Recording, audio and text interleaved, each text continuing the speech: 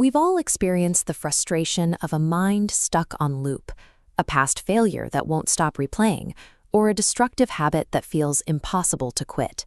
These patterns feel like permanent flaws in our character. We assume our discipline is thin, or our personality is simply fixed in a negative state. But the brain is not a static organ.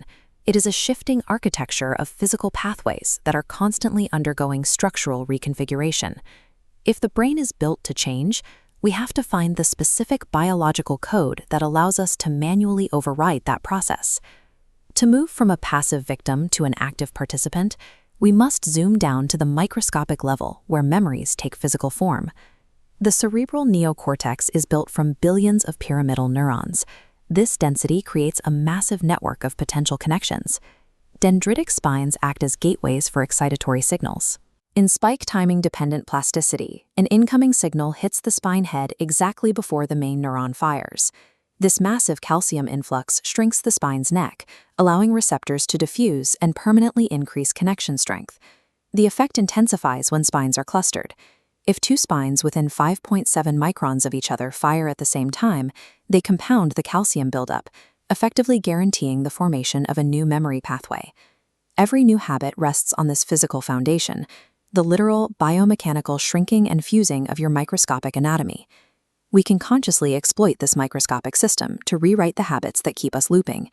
The first step is to create a fertile chemical environment, which begins with high-intensity interval training. As this chart shows, intense physical exertion produces a massive spike in brain-derived neurotrophic factor, or BDNF. This protein acts as a growth primer, making the immediate post-workout window the most effective time to attempt neural reprogramming. Once the brain is primed, listening to theta frequency binaural beats can pull the nervous system out of a stressed fight-or-flight state. At 7.5 Hz, these tones lower the cortisol levels that normally block the formation of new neural connections. With the noise floor lowered, you can use specific psychological protocols to disrupt old, established networks. When you use the submodality shift to visualize an old memory from a third-person perspective, you are performing more than a mental exercise. Dissociation reduces the emotional voltage of the thought, starving those specific dendritic spines of the calcium they need to maintain their strength. You then lock in a new behavior through anchoring.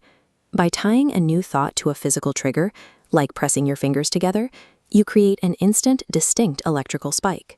This conscious physical gesture provides the millisecond perfect timing required for spike timing-dependent plasticity.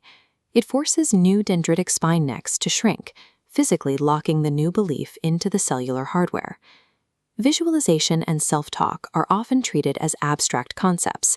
In reality, they are the tools we use to direct precise biomechanical interventions within our own cells.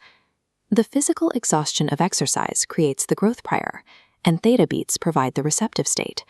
Psychological anchoring provides the millisecond perfect trigger required to rebuild the network. This process generates local voltage and pools calcium at the microscopic level.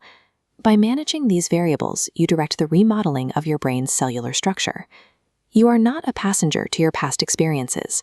By understanding the biology of change, you become the active architect of your neural universe.